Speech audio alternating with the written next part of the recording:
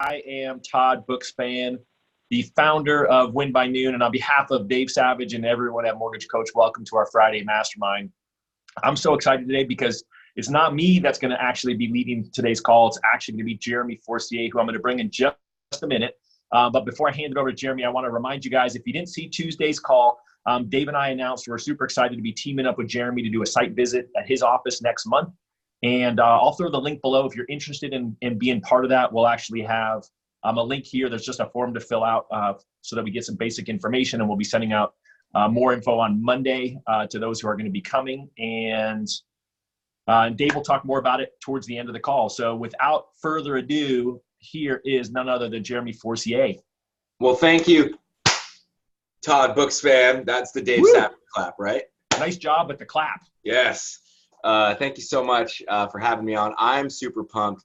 I requested to do this today with Michelle, and then we got a gift of Michelle and Al, which is fantastic, to talk more about non-QM loans.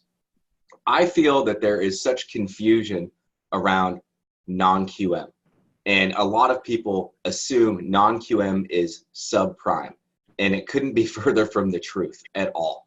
So I'm excited about exposing all of you that are watching this, whether live or recorded, et cetera, to understand how you can use these products in your market as unique selling propositions and have a lot of different options to help more people. So first of all, Michelle, how are you? Happy Friday, everybody. So we all know badass Michelle Town. I thought I did a lot of non-QM loans last year at around 15 million. And then I heard what she did and I was like, holy cow. So we have a lot to learn from you here today, Michelle. And then we have someone as well, Mr. Al. And Al, I'm going to butcher your last name. Hensling? Hensling. H-E-N-S-L-I-N-G. I was so close. I missed one syllable. So Al, who is a legend and who crushes non-QM as well. So Michelle, if you could do Al a proper introduction, because I think you know him better than I do. Well, Al, thank you for taking the time to be with us. I would like to say that Al is probably one of the most influential people in my career. I've had a lot of influential people, and he's the one that I chose to help finish out and polish my career for me, because he is just a force in our industry. And Al, would you tell everybody just about how long you've been doing this and what your passion is? I mean, you drove me to you because of your passion for this industry, and you are banking, brokering, whatever friendly. You are just mortgage friendly, which is what I love about you. Well, thank you. That's quite an introduction. I've been involved in the mortgage industry now for a little over 35 years. We have our group, United American Mortgage, which has been in existence for 27 years. And one of the things that has made me, as Michelle mentioned, so passionate about the mortgage industry is the fact of individuals. It's one of my key elements that I've been able to do. I've always exemplified that in how we deal with individuals. And that's really been the key to the success of both myself and our company. Love it. Well, thank you so much for being on. And Michelle, thank you so much for helping talk him into being on today. So as we dive in, before we dive into the content of non-QM, I want to remind everyone, if you have questions, please post them, right? Todd will get to them. I will get to them, whether it's in the Zoom chat I can see, or whether it's in the Facebook live feed, we will get your questions answered. So please engage. The second thing is that I want to set the table correctly for everyone to learn today, is that with the constant commoditization of vanilla loans and refinances specifically, if you're going to be a local lender, right, and you have to differentiate yourself and you're working a referral-based business, you have to think about the loans that places like Amazon Mortgage are not going to be able to do or compete in or offer a high level of service. Non-QM in this specific webinar today is just that. If you want something that these other companies don't have the time to train on, aren't going to offer, probably because it's not just a make sense, click, done, W-2 borrower, move on. This is a really, really important webinar for you guys to understand and how to use it, and specifically how we use it within the mortgage coach community. So I would like to start with a question for both of you, Al and Michelle. So Michelle, we'll start with you. When someone needs a non-QM loan, what are some of the typical types of non-QM loans you're doing? Because I think that, like I said at the beginning, people that don't know what non-QM really is, they think subprime. So what are some different types of non-QM loans that you're doing right now? Oh, you're muted. How about now? Can you hear me? Yes. Okay, perfect. So first, I wanted to bring to attention something you just said, which is you cannot go online and click in information and get an instant pre-approval on a non-QM loan. It is impossible. Yesterday or Wednesday, I wasn't feeling well, so I was, watching Law and Order Marathon, and I saw Zillow Home Mortgages come up, and I started laughing, and I go, "Oh my gosh, here we go!" But non-QM cannot be qualified by clicking in your information and sending the thing. They're not going to be able to. And the challenge with non-QM mortgages and non-QM clients is some of them don't know they're non-QM. Correct. So the first thing I hear from them is, "Well, I can't qualify. I write off all my income. The bank's turned me down 3 times." And I'll go, "Okay." So you've got to ask a couple of key questions about, number one, are they self-employed? I would say 70% of the non-QM loans are directed toward self-employed. And then I would say the next thing I ask is, okay, what's your loan to value? Because loan to value is key in this. Credit score is key on the interest rate. And then you're also going to look at assets. So the bank statement loan is the number one that I use right now. It is by far, there's like 5 different ways to calculate bank statement loans right now. The second one that I would say is my, really nifty one is the investor, the DSCR program, where you use the rent to qualify for the mortgage, and that's it. And then the third one, which is becoming really hot right now, is the either asset depletion or asset utilization. So depletion is where we take the assets that you have and we use a formula to calculate how much that creates income. And then there's asset utilization, which is basically somebody who has a ton of assets in the bank. We don't calculate a debt ratio at all. We look at how many total assets they have, and then we make sure that they have the mortgage plus 60 months of all payments in their assets done. You got a loan, and you got a loan, at a really nice interest rate. Right. That's fantastic. So for the most part, you said that the super high percentage of the non-QM loans that you're doing right now are self-employed. Correct. Great. So self-employed borrowers, right? That's takeaway number one. And obviously we all know that self-employed borrowers are a challenge in general in the QM space. So it's nice to have, some type of alternative. Now, Al, for you, what do you see as non-QM that crosses your desk? And how much volume did you do in non-QM loans in 2019? So first off, volume-wise, I ended up doing $55 million in non-QM mortgages. So it represented a nice percentage of my total business. I ended up at approximately $140 million in total funding volume for 2019. The interesting thing is that we in the industry always talk about non-QM. And to some extent, I think that it really confuses the borrower, because just by the word non or non-qualified, it gives the borrower the impression you're not worthy. Yep. It's like you don't qualify. And what I've chosen to do and how I market this to my realtors and also to the clients, because the largest segment that I believe is underserved is the self-employed borrowers, since all the ATR rules came into place and the quote-unquote qualified mortgages and the rules that followed with those changes that came into the market. So what I look to doing is determining what the client's needs represent, and then finding a solution. So really approaching it in the fact that we are a solution-based lender, and there are, as Michelle mentioned, a plethora of ways to achieve that. So whether it be bank statement, asset utilization, in some cases, some of the business partners that we've got now will actually use assets for income.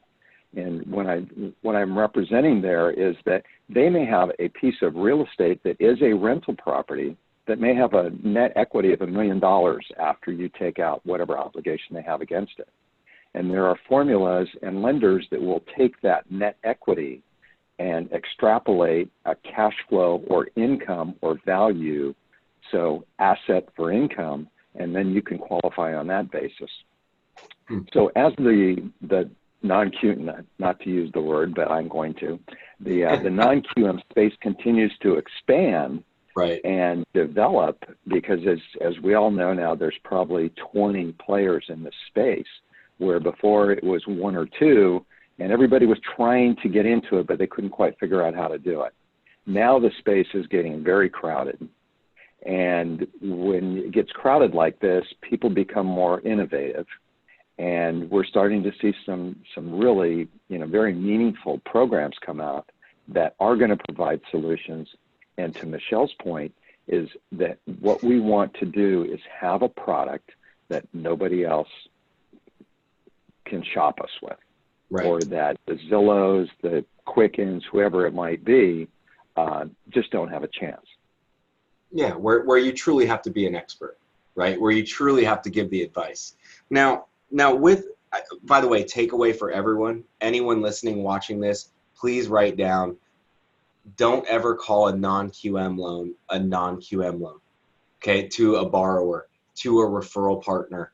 That was a big takeaway. I wrote that down, is that non-QM for us is just almost like an internal language that we know what type of loan we're going with or where we need to look, but it really shouldn't be associated with something negative.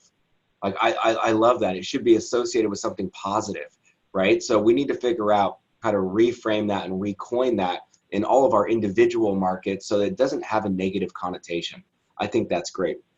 Now, something that you talked about that I have a question about, and I would love Michelle and you, Al, both to give your 2 cents, whether it's 1 second or 10 minutes, is that you talked about how the space is getting crowded now. And I know that in my email inbox every day, I unsubscribe to stuff every day where I'm just getting blown up from whatever. We do nonqm@gmail.com. Email address is with like, here's the new program, here's this. And it seems that I'm getting bombarded with all of these different companies reaching out for their new product, right? In the spirit of it being more innovative, that was the word that you used, Al, I'm just curious, does that make you nervous at all within the space of, I think things are pretty flexible personally. I really do. And I feel that it's kind of insane that someone can get an FHA loan with a 59% DTI with 3% down, but to be a QM loan with 25% down on a jumbo, if they're 43.48, nope, it doesn't qualify. Doesn't make a lot of sense to me. So within the innovation and with the more and more product and with the space getting more crowded, does it make you nervous at all as far as how flexible things may get, or what are your thoughts around that?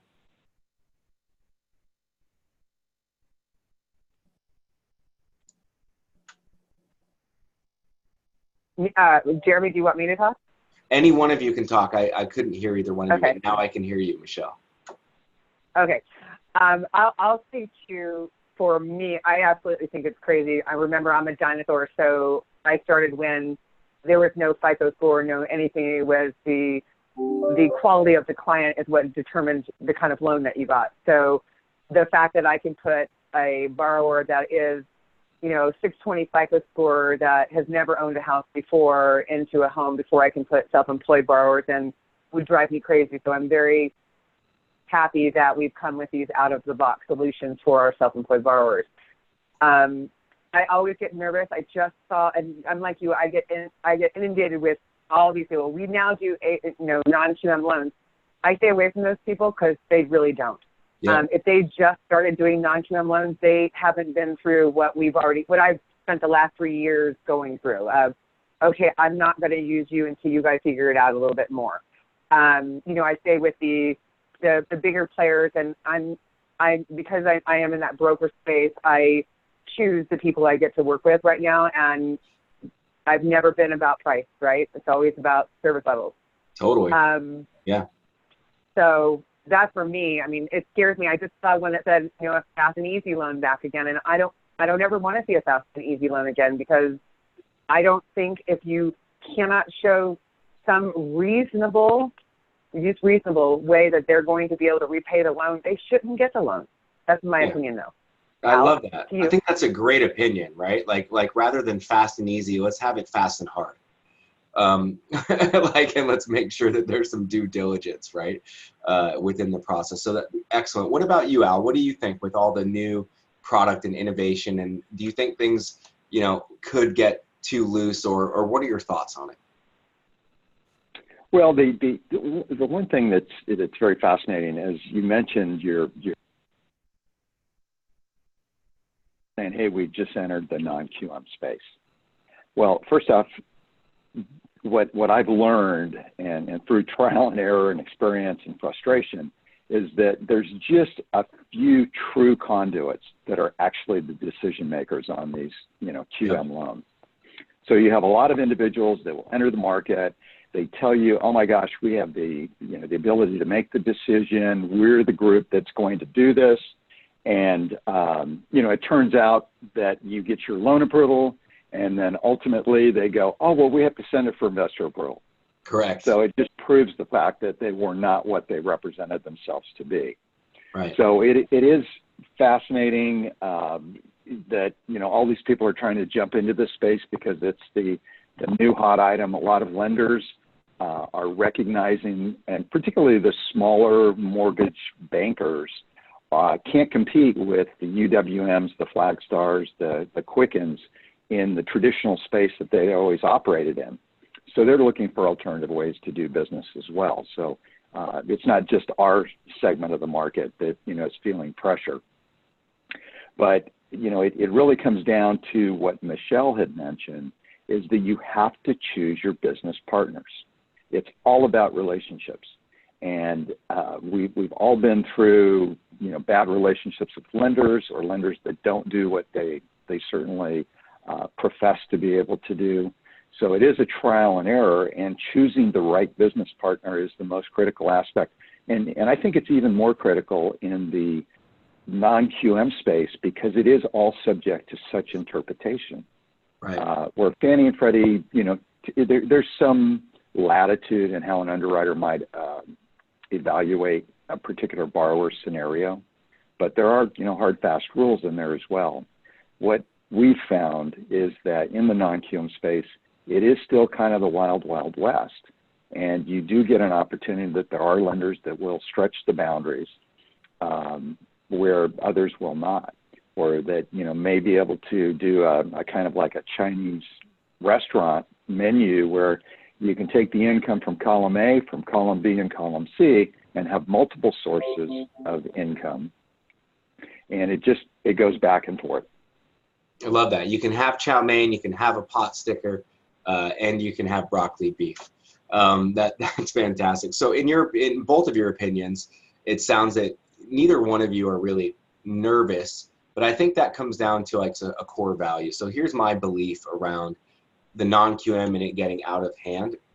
I really think that it always comes down to you as an individual loan officer giving great advice. Like, we know when we look at something, right, Al? Like, or Michelle, we know when we look at something, and if it looks like this is going to be a mess, right, even within it being flexible, that we have to give that advice on like, hey, I don't know if I would do this, and here's why, right? So I think that it's always going to come back down to you, the individual loan officer, having availability of a product, but then you giving great advice within that, right? And not making sure that you're setting someone up for failure, you're setting them up for success. And that's why these products are so great. So I think that's always going to come down to what do you have available, and then what's the advice that you give with that? And then that's where the real power is in the product and helping other people. Now, I'd like to transition a little bit into different types of non-QM loans and making sure everyone understands that a non-QM loan isn't just a bank statement program, right? I mean, at the end of the day, a simple interest-only loan is a non-QM loan, right? So jumbo loans have been non-QM loans forever when you really think about it. Like all the loans we've done for 10 years, 15 years, with interest-only product, that's technically a non-QM loan. So I think that it's important to understand what those different products are and how to use them. The product that I use a lot in my market, and I would love to know if you guys are using this product in your market, is a simple bridge type loan, meaning that someone has a house to sell. We have very little inventory where I live, unfortunately, 1.6 months worth, okay, on the market right now. So the move-up buyer segment is going to be extremely hot over the next year, just because the last few years, first-time home buyers, extremely hot. Okay, so right now, people have got equity. They bought between 2012 and 2016. They've had this surge of equity where I live, okay?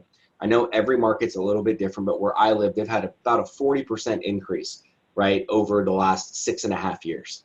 So what we're seeing now is people wanting to move up in price, but they have to sell their house first.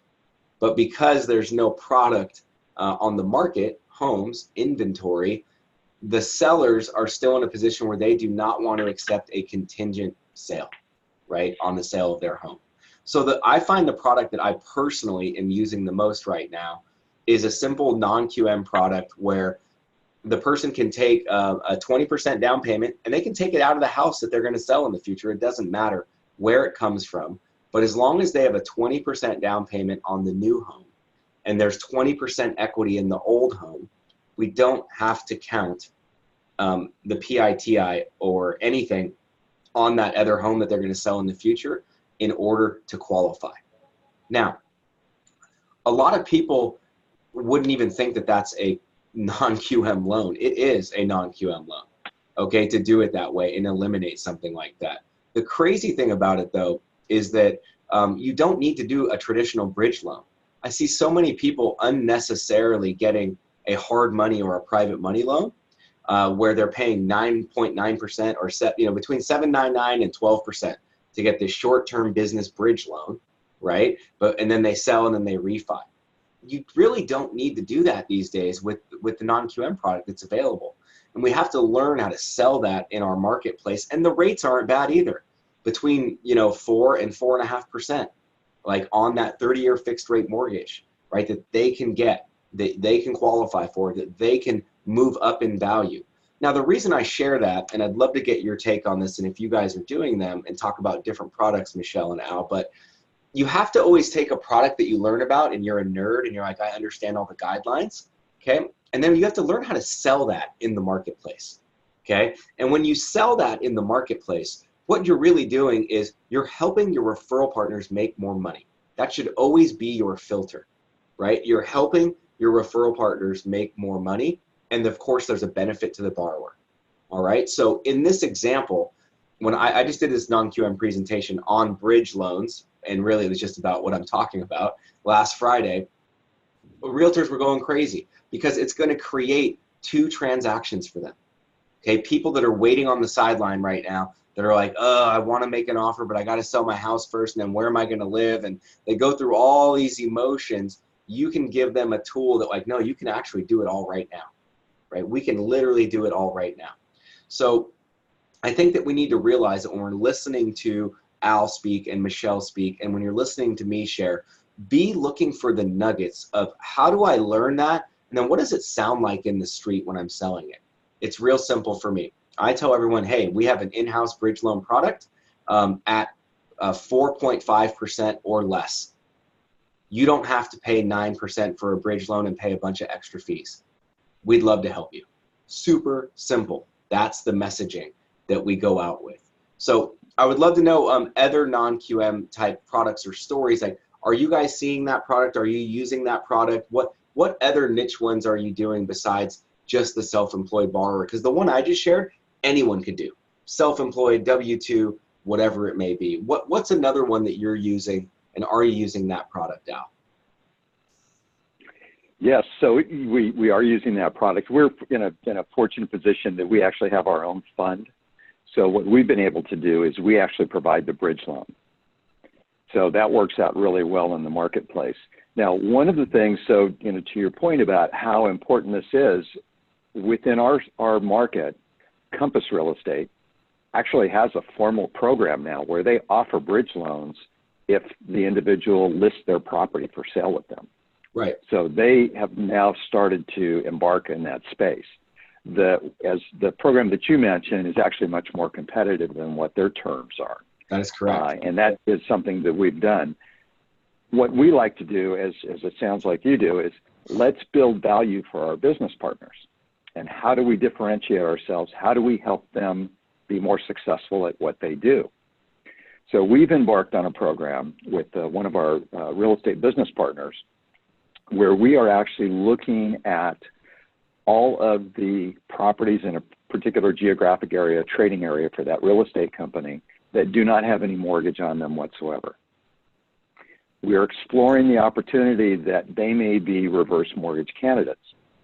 But in lieu of just doing it for income replacement, we're looking at individuals that they potentially could take a reverse mortgage, take that equity, then in turn make down payments, do a DSCR loan, Yep. build a tremendous amount of real estate wealth for estate planning for their heirs. Right. And that has turned out to be just a gold mine for us. I love that. That's fantastic. So huge tip there, targeting people that own free and clear, reverse mortgage candidate, but not for the purpose necessarily of replacement income, but for asset growth, right? That's Right. fantastic tip. What about you, Michelle? What's another one that you're using? Or do you use this quote unquote bridge type product? And I'm going to get to some questions here after Michelle answers, because there's a lot of questions about the word bridge and I got a lot to say about it. So. Mm-hmm. I try not to do bridge. I've been very fortunate. Most of my people that are departing a residence, I can throw a HELOC on it if it's not listed and let them go that way. Keep the cost down, number one, because traditionally bridge loans used to be 8-9% with 3 points, and it just didn't make sense. Or we would do a cross collateral loan. But one of the things I wanted to, if you guys don't know what a DSCR loan is, because we use that, it took me a while, I always want to call it a DSR loan, but it's DSCR. It is basically an investor loan where the investor uses the rent to qualify for the mortgage. So it might not work for $1.5 million, 80% down or 20% down, but a $400,000 in Mission Viejo, the guy's got $200,000 at the 1031 exchange. He has no job. His rents are going to, as long as they cover the mortgage payment, he gets a loan. And he can with a prepay or without a prepay. That's the other thing that's coming in on these non-QM loans is these investors are starting to put on to get those rates down a 1, 2, or 3 year prepayment penalty. So keep your mind open to that, because a lot of people go prepayment. I agree. I don't do that because they're like go wait a second. What are your plans? Are you going to do anything with this house for a year? Why not take the lower interest rate and put that prepayment penalty on?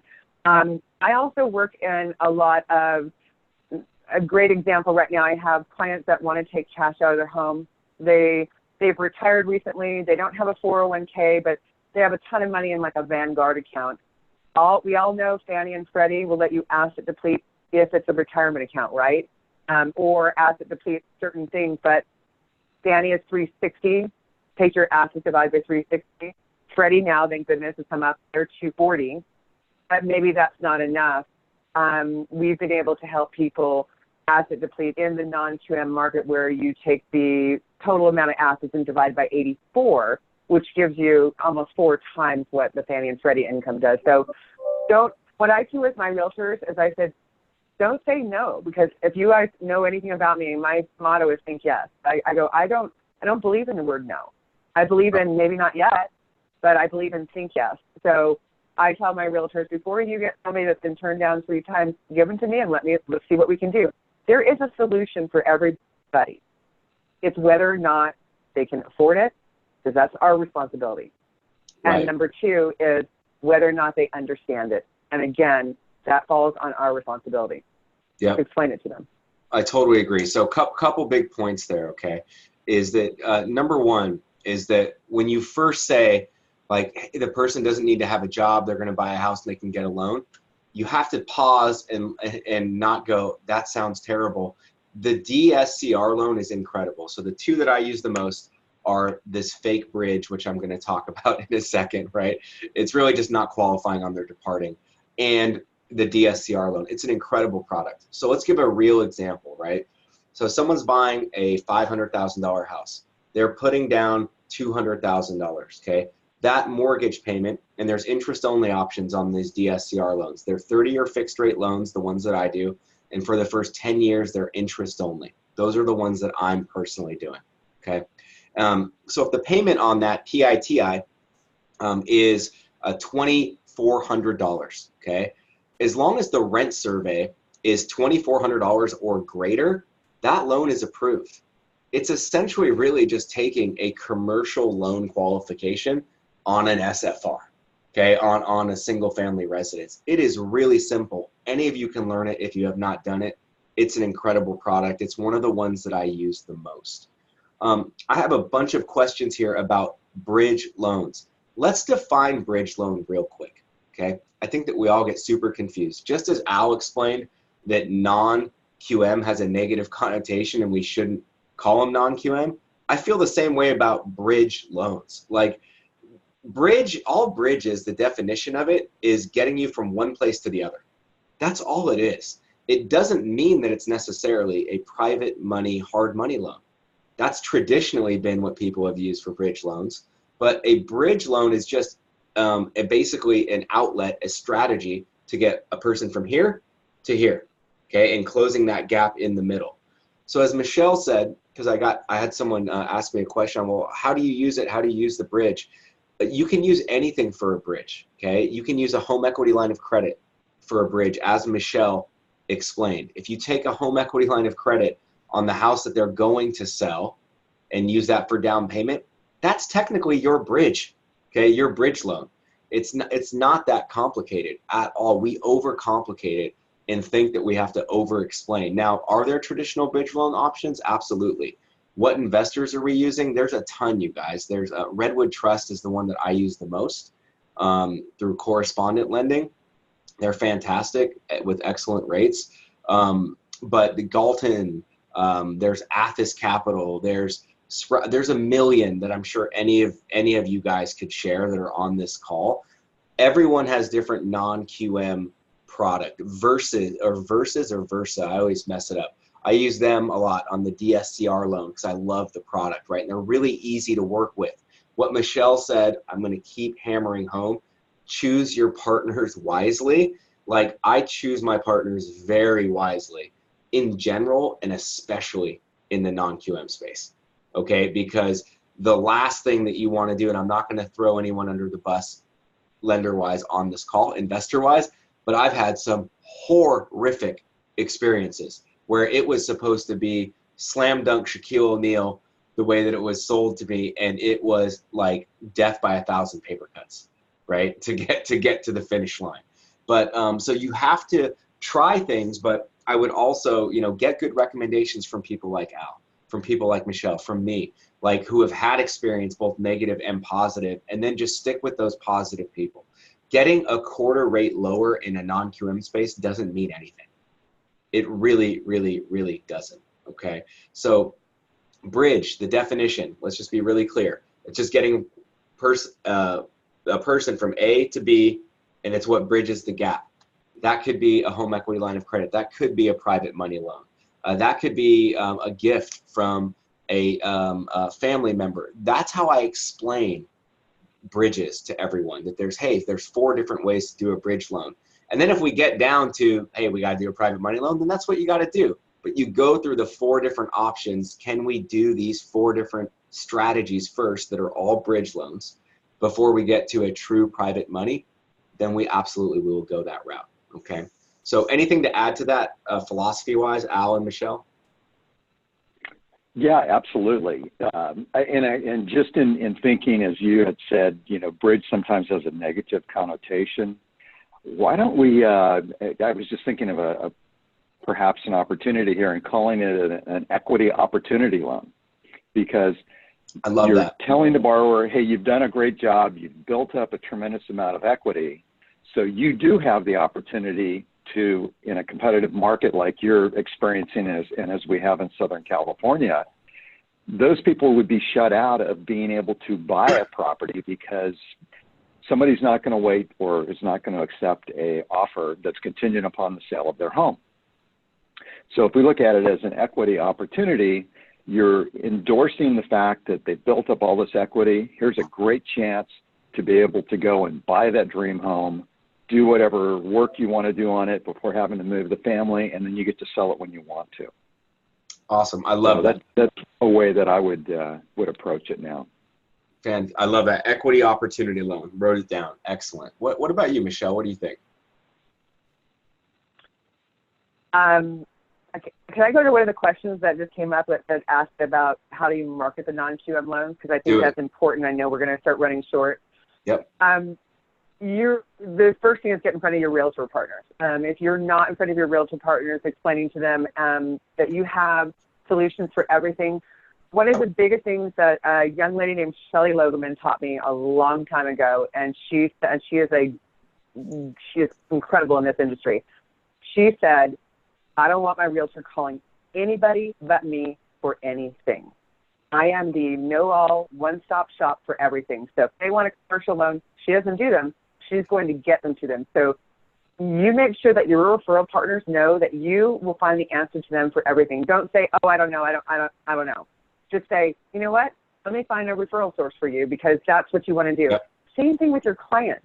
I let my clients know you have any questions with anything. You come to me and I will find the right resource for you, or I'll get you to the person that needs to know. The more that you can keep your sphere coming back to you instead of going searching elsewhere, the better that you're going to be. So how do I market non-QM? That's what I do. I'm in there saying, there is no. Remember, guys, and I branded into my realtors, I don't believe in that word. Let's find a solution for this. Let me talk to your client.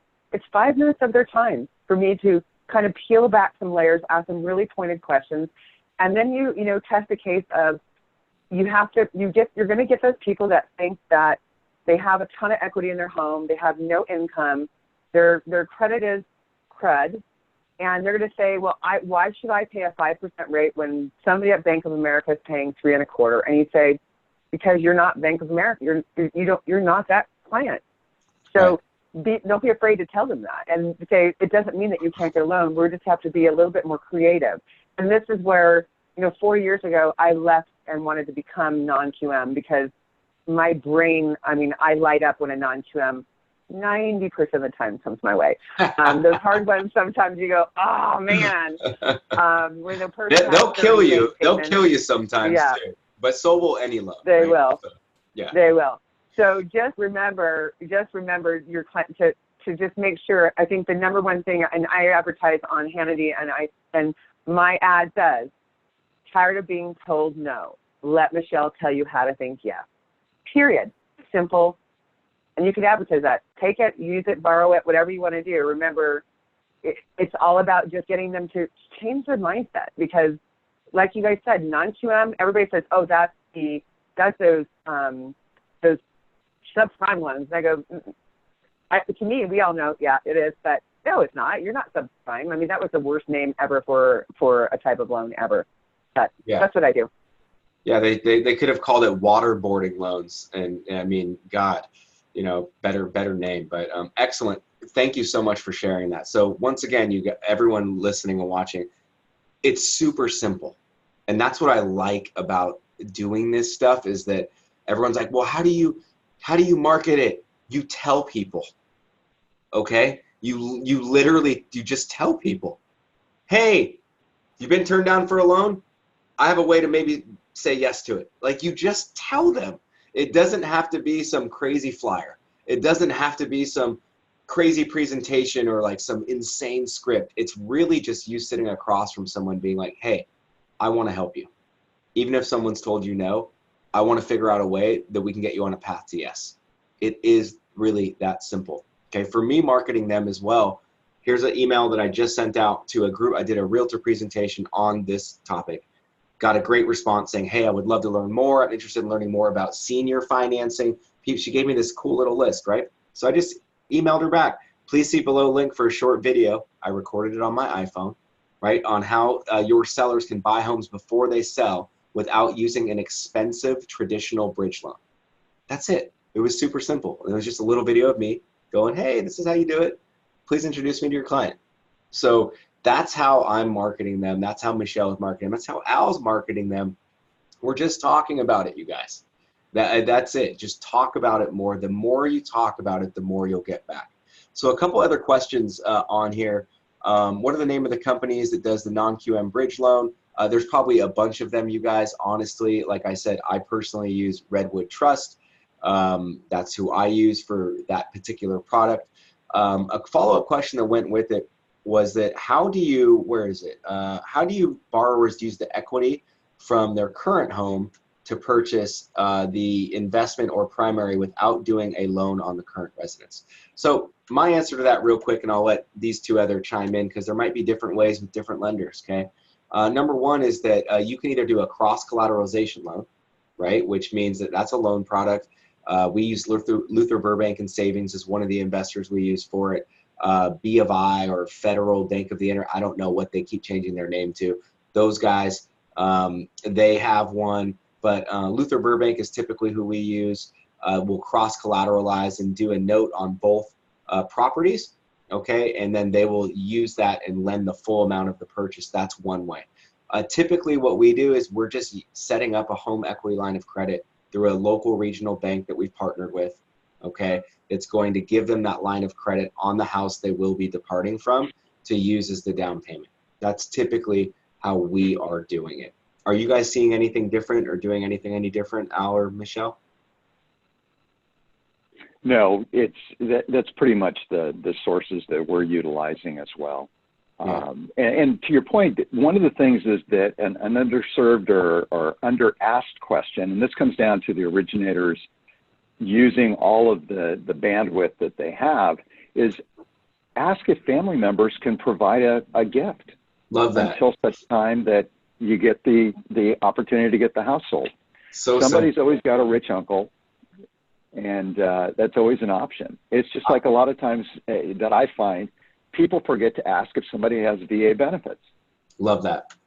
So ask, okay? Everyone listening, ask good questions, you'll get good answers. True story. Last night, qualified this gentleman in contract, which I typically don't like. I don't like it when someone's in contract and I'm just introduced to them.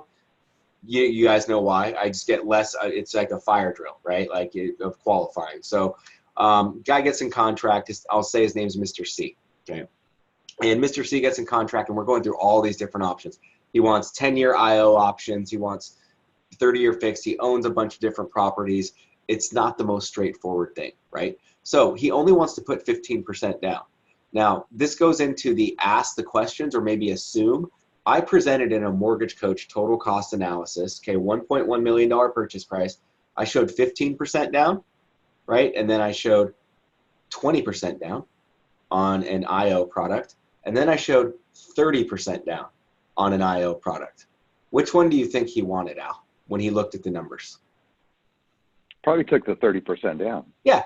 He said he only had 15% to put down, right? And so in my video, in the Mortgage Coach total cost analysis, I was like, listen, here's 3 different ways to do it. I know that you only have 15% to put down, but you said you're really looking for the lowest rate, 3.625% 10-year IO.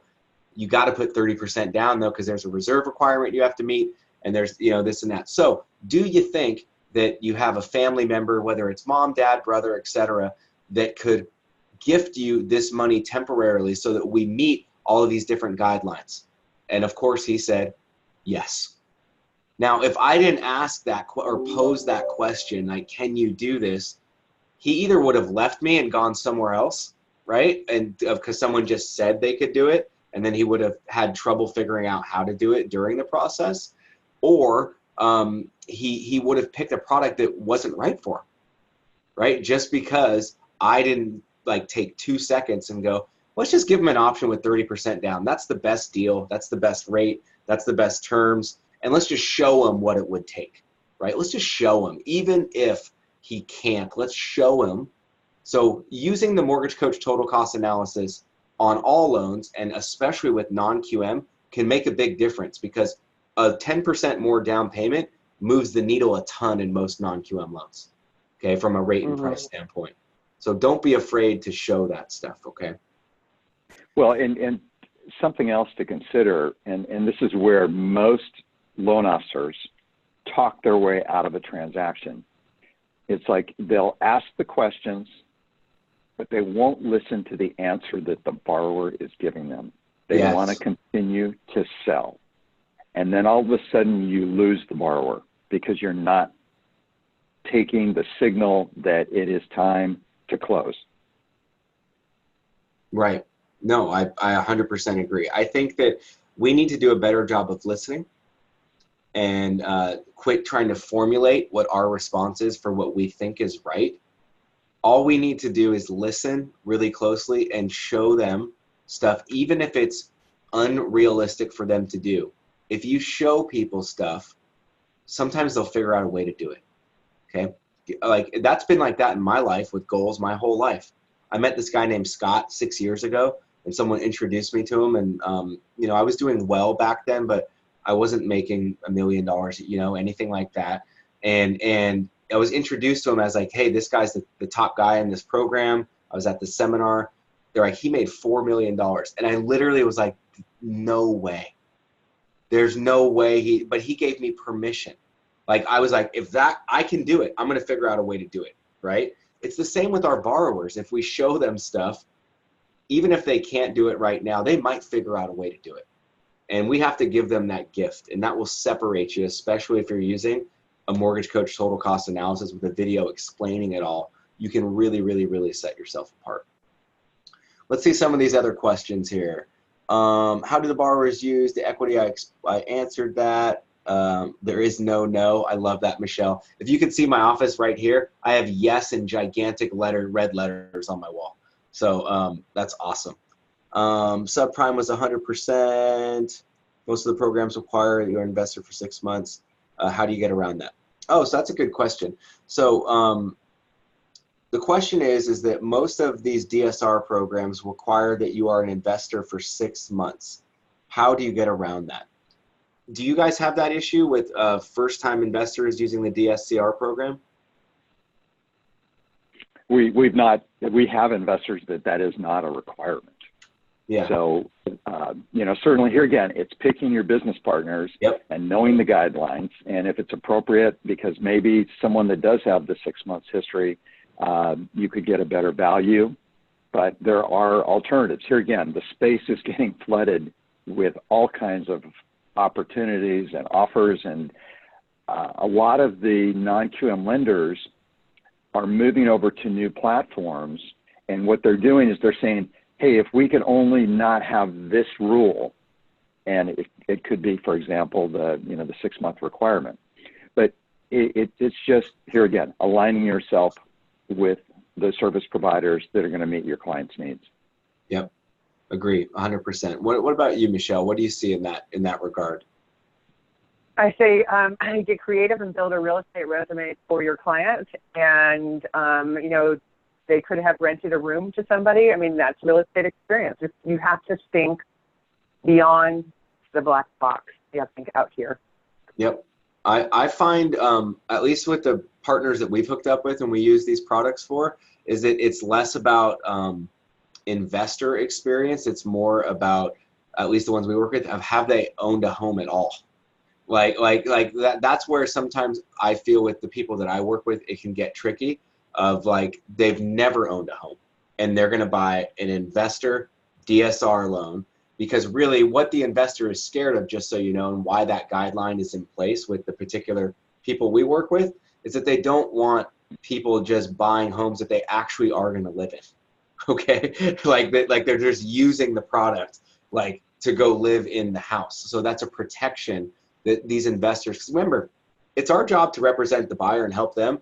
but we also have to make sure that we're making good decisions for the investors and the partners that we're working with, and that we're not putting crap in that's going to demolish an amazing partner. We use the word partner very liberal when it benefits us. And then as soon as it doesn't, like, we're like, oh, they're terrible. Well, wait, that's not a partnership. Like, we have to make good decisions on both sides, you guys. For the companies that we work for, the companies that we partner with and that we broker to, we have to do both. It has to make sense for everyone involved. So I don't see that being a problem. I find that, once again, you can A, be creative, as Michelle said, or B, most of them don't really even require anything outside of some type of home ownership experience, right? Like some type of, do they own a home right now they live in? So I think that comes up more than anything around that. Let's see, what investors do you guys use primarily? So I listed a few that I use. Who are you guys using for a lot of these different programs and products? We use SG Capital. Same. Angel Oak, Sprout, Lone Stream. And what you have to be careful of is, and I touched upon this a little bit, is that you've got to find the ones that are just not conduits to the 100%. Same place.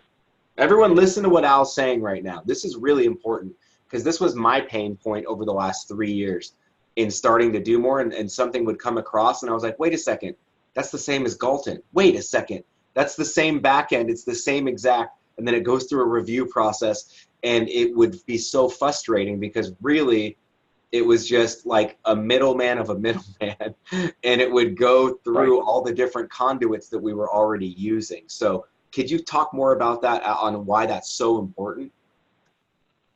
Well, as you mentioned, it's just from a frustration standpoint, because the wholesale representatives that are representing these companies, it comes down to that relationship that you have with them, because they're all going to tell you that they're the direct conduit, that they're the one making the decision.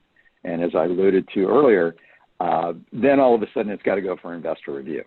And it's like, okay, time out, guys. You told us that you were the direct conduit. So what we do now is we do a tremendous amount of due diligence, just as our clients do with us. We have to be good business partners, as you mentioned, Jeremy. And in doing so, we need to get their resume. We need to know really who they are selling these products to, and not be afraid to ask. Yeah. And, are you guys sending it to SG Capital directly? Are you sending it to Galton? Is it going to Redwood Trust? What is the actual hedge fund that you're delivering these products to? What their experience level is and what their tolerance levels are. Yeah. And you just hit it on the head. I mean, a lot of these companies that have to send it for review, not for approval, they call it review. It's because, you guys, they're not mortgage companies. Okay, they are hedge funds. So when you hear someone say investor review rather than investor approval, those are different things. Okay, because an investor in a hedge fund that's not a mortgage company actually can't underwrite or approve anything. Like they're checking it, right? So hedge funds are most of this products on the back end for the DSR type stuff, etc. As far as just like regular old non-QM interest-only loans, listen, you can use any investor, you guys. Chase, Redwood Trust, Wells Fargo, all the usual suspects do all those type of loans as well. So it's not just the super creative type of loans. Non-QM is rampant in almost any aggregate as well. If they offer any type of interest-only product, that is a non-QM loan in itself. So excellent job. Yeah, so Jeremy, something that we did to follow up on that a little bit is we actually built a matrix that lists each of our investors, what the unique characteristics or criteria that each of those investors have, so that we can easily define that if they're a player or not. Right. What we also did, and this is a tip that a lot of the listeners might want to take into play, we developed a Ask a Lender list. So we have an email that gets broadcast out to all of our business partners that any of our loan officers can go in and prepare their scenario, represent it, push one button, it goes out to every single one of our investors for them, not only to say if they can do it or if they have an appetite for it, and then also what their pricing is. I love it. One-stop shopping. I think that's really important. We have the same exact thing. So we have a matrix that we've created with all the non-QM partners that we like to work with in one area, and it has all the highlights, like what are their hot buttons, right? What do they look for? And that's an easy way to learn how to use those products. So fantastic. Michelle, what about you? Closing thoughts, closing words on non-QM and how to help it grow your business. So I'm going to answer this question that says, do you think that non-QMs tend to be larger size, and do they justify the extra work? And I'm going to go back to something you said, Jeremy, and the gentleman before us on the last. This is our job. Yep. Our job is to do loans. Some loans are going to take you 15 minutes of your time, and some loans are going to take you 10 hours of your time. Your job is to represent yourself, your client, and do your job. Darren Hardy had a great thing on, I think it was yesterday's, that says, sometimes we forget what our job is. We need to do what our job is. So do I find that non-QM loans are harder? Sometimes. It's just training the client to get off what the social media and everything says. If you are going to be focused on rate, non-QM is not going to be for you. Right. It's not a rate-driven product. And you are right, Jeremy. We are 100% responsible to represent not only our client, but also our lending partners. Because if we sell a bad loan knowing that this guy is going to move into that house and we know it, and you close that loan, shame on you, because you might just take that loan away from everybody else. Yep. It's your responsibility. 100%. I love it. What about you, Al? Closing thoughts, non-QM, and how it can help your business. Well, for me, it has just been a complete game changer. We've always been, our mantra as a company as a solution-based lender. And the loans that have been developed over the last couple of years, really out of necessity for this underserved self-employed market, have morphed into some incredible opportunities that if you dissect them, you learn the guidelines, you take and have a creative approach, you can market to your realtors that you've got a solution for a problem they may not have ever even experienced yet. Right. But it also may create an opportunity for them to sell more real estate, which in turn perpetuates our business. And I think it's one of the best products that's come into play and has given a tremendous resurgence to the true mortgage professionals that will take the time to learn the product and to educate not only the realtors, the CPAs. There's so many areas that you can influence and pick a particular group. We've been doing a lot of work with trust attorneys, right? And a lot of times they just don't have any cash flow that would be allow them to qualify to facilitate a cash out refi, whatever the case might be. And all of a sudden we come along with a solution. And they're not rate sensitive. That's the whole key. Yes. And we can charge appropriately because we're providing a valued service. Absolutely. And that's the biggest thing. So we're not nickel and diming for a conventional conforming loan or getting beat up by somebody. This is where you can actually be paid commensurate for your experience and the amount of work that you're going to do on a transaction. I love that. So we should all be doing them. One last question, someone messaged me and asked, well, what does your matrix look like? Here's what I have set up, okay? And I'm happy to share this. So I just have it set up just like this. These are the categories you should learn, by the way, for non-QM. Asset depletion, here's the people that we use, okay? Bank statement loans, here's the people that we use. And we just have guideline notes here, hot notes, right? Doctor loans, foreign nationals, high DTI, just interest only, investor loans, low FICO, no mortgage insurance, high LTV, recent credit event, reduced stock. Take just these different product categories and just learn one product within that category, and you are instantly an expert. Okay, and you have just a huge Rolodex that you can of people that you can help that you're not serving right now. So, Michelle and Al, thank you so much for being on.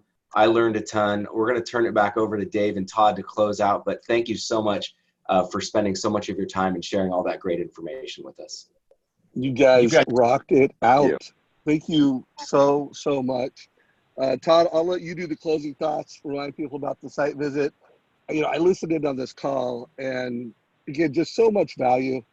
The little nuances, the terms, you know, what was it, equity? The equity opportunity loan. You know, just follow the language. You guys, anyone listening to this, Jeremy Forestier, how much did you do in volume last year? 129 million. 129 million, leads a big team. Al did over 100. You know, almost. Al did 140. Yeah, 140. Yeah. Michelle is 140, 60 million in non-QM. So you've got some of the foremost experts in non-QM here. I would recommend that you listen to it. You've taken good notes. I did an interview a couple weeks ago with Ryan Grant, another $140 million producer, and listen to that. It was a first-time home buyer. They only qualified, I think, for $500,000. The house they really wanted was I don't know if it was $1 million or $800,000. They could afford it, but they didn't have the down payment. He put a total cost analysis together, and then they were able to go to their parents and say, "Hey, will you partner with us in this piece of real estate so that we can get the home of our dreams and we get it the price that they want?" So it's more important than ever in many cases with the non-QM products, which we're going to stop using that term. We'll just call it the equity optimization product. Or solution-based product. Solution-based lending, and you need to help them get the right solution. And I do think more times than not, if you do a good job of counseling that client, you do a good job of putting a TCA together, more times than not, they can go to family members and other people and possibly get some of the right loans for themselves. And then here's the other deal. In this case, it was an incremental opportunity that wouldn't have happened for the realtor without Ryan's advice. So It's never been more important to be a mortgage advisor, not a rate quoting loan officer. Todd, I'll let you wrap it up, brother. Well, just like you, Dave, I thoroughly enjoyed being a spectator on this one. Jeremy, thank you so much. Al, Michelle, you guys all crushed it. And Dave just wanted me to close out with a reminder on the upcoming site visit with Jeremy at his office next month. It's going to be a mastermind dinner all day in Jeremy's office. Workout with them in the morning, that's optional. And then also an opportunity to close out at his country club where he's going to open his wine cellar to those who drink wine and provide root beer for those who don't. We created a website with a questionnaire. It's called lositevisit.com. Just head over there. This will be the first of many that hopefully Dave and I host throughout the upcoming years. So appreciate everyone for being here today. Appreciate you, Jeremy, Michelle, and Al once again. On behalf of Dave and the entire Mortgage Coach crew, we will see you all next week. All right, you guys. Have a great weekend. Thanks, everybody. Very good. Thank you.